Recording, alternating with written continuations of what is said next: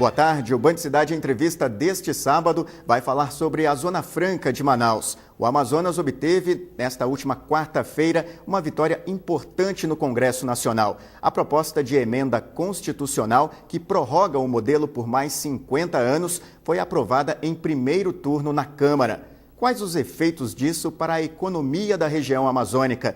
Há outras alternativas para desenvolvimento que poderiam aliviar essa dependência crônica que temos hoje dos incentivos fiscais do governo federal? Quais são elas? Nós vamos discutir sobre isso e muito mais com o economista, professor da UFAM e também pesquisador do INPA e especialista em desenvolvimento regional, José Alberto Machado, e o presidente do Centro da Indústria do Amazonas, Wilson Périco. Boa tarde, obrigado a vocês dois por terem aceito o nosso convite. Eu que agradeço o convite, estamos à disposição para tirar as dúvidas e esclarecimentos para os telespectadores. Wilson, essa primeira batalha foi vencida, mas não foi o fim da guerra. Não, e você colocou bem, é muito importante essa vitória em primeiro turno.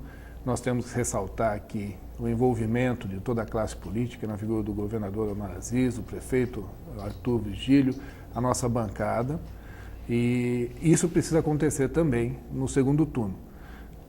Trouxe um ânimo, resgatou o otimismo do investidor, resgatou o otimismo da própria sociedade amazonense por conta da insegurança que havia em cima desse tema. O Estado, que é extremamente dependente hoje, é refém do modelo Zona Franca, com aquilo que se faz hoje no Polo Industrial de Manaus, precisa de tempo para poder desenvolver outras matrizes econômicas que possam assegurar a continuidade do desenvolvimento socioeconômico do nosso estado, da nossa região. Como é que é o trâmite?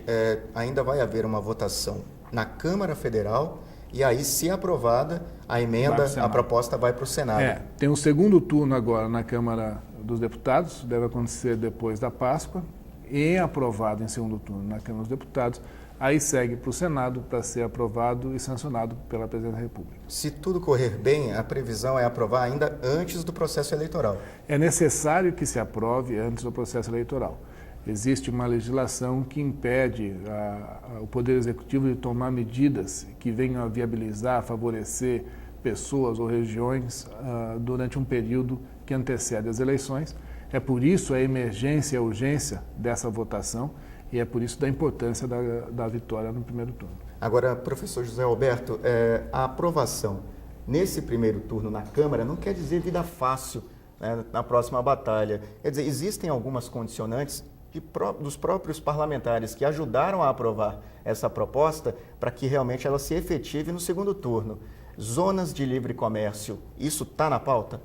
Sim, com certeza. Cumprimento você, seus telespectadores.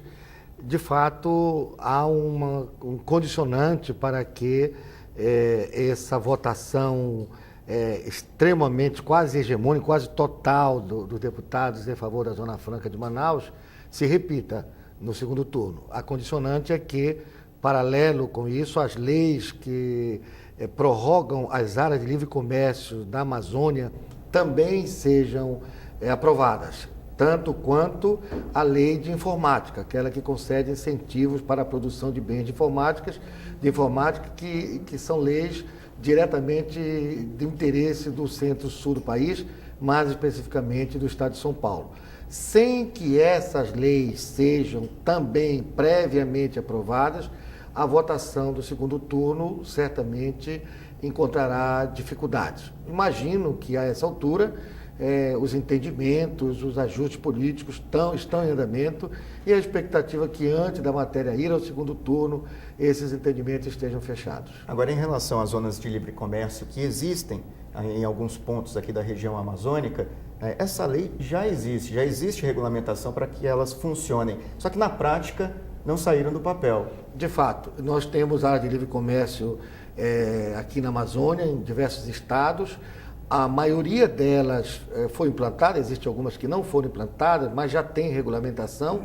De qualquer maneira, o simples funcionamento não satisfaz esses estados, porque mais do que livre comércio, eles estão necessitando de dinâmicas econômicas, de atividades econômicas E para isso é preciso que essas atividades sejam dinamizadas, ou seja, elas de fato se efetivem em toda a plenitude, não apenas com o comércio, mas também com transformação de produtos originados da região, que possam atender demandas da região, mas também vender para outros estados. E eu acredito que isso tem muito a ver com o papel que a SUFRAMA deve desenvolver junto a essas áreas de livre comércio.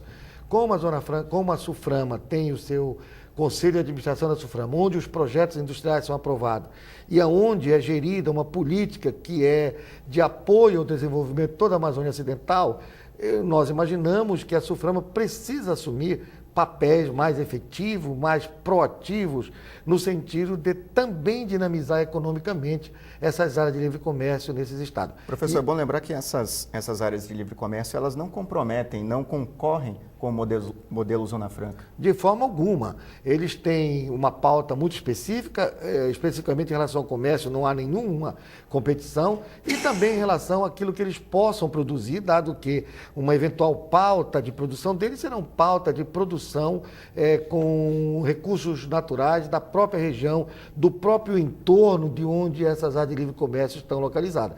Então não há nenhum problema em que essas questões sejam equacionadas para que, muito ao contrário, seria muito útil que essas áreas de livre comércio pudessem produzir insumos de natureza regional para abastecer Manaus, que é um grande centro de consumo.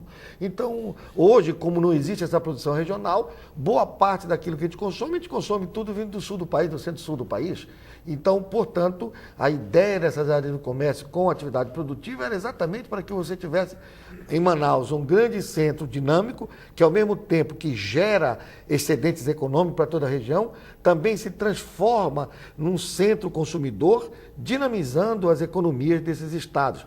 Obviamente, você deve reconhecer que até há pouco tempo todo o consumo de arroz de Manaus era abastecido pelos arrozais de Roraima.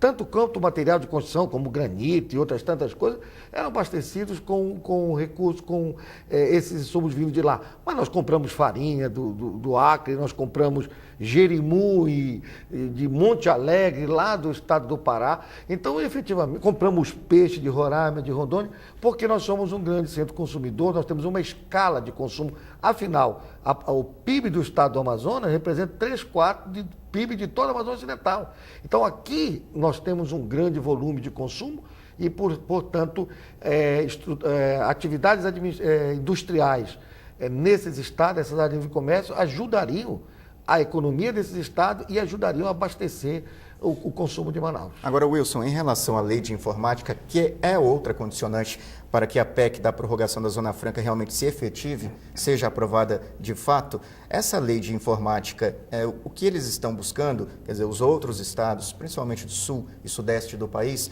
é que ela seja prorrogada também. Essa prorrogação, ela estaria no pacote prorrogação Zona Franca ou seria uma lei à parte? Bom, primeiro, vou dizer que essa pendência ou esse pleito não encontra barreiras no estado do Amazonas ou na Zona Franca de Manaus. Quem estabeleceu a barreira foi o próprio governo federal, através da Receita Federal, que não reconhece os benefícios da lei de informática para a União. E pelo acordo que foi feito, a Zona Franca, a prorrogação da Zona Franca, ela tem uma legislação específica e teria votado uma questão específica para a lei de informática e uma questão específica para as áreas de livre comércio. Ou seja, deve estar sendo costurado ou um parágrafo ou então uma outra medida, uma outra proposta de emenda que prorrogaria a lei de informática, a princípio por 10 ou talvez um pouco mais, que está sendo discutido lá na Câmara, e é situação imperativa para que o nosso pleito de prorrogação da Zona Franca seja atendido. Vale a pena liberar a produção, incentivos para produção de produtos de informática no sul e sudeste do país? Nós temos que pensar o seguinte, nós estamos pleiteando uma prorrogação do incentivo que tem prazo legal de finalidade estabelecido, que é 2023. Você não consegue ganhar 100% desse pleito.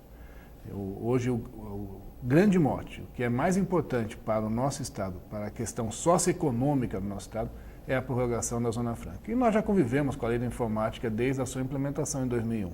Então eu não vejo riscos maiores não com a prorrogação da lei da informática, seja pelo período que for. Queria saber de vocês sobre alternativas econômicas aqui para a região amazônica. Temos um inúmero potencial para diversificar essa economia e não ficar tão dependente desse modelo Zona Franca de Manaus. Mas isso logo depois do nosso intervalo. Não saia daí, o Band Cidade Entrevista volta já já.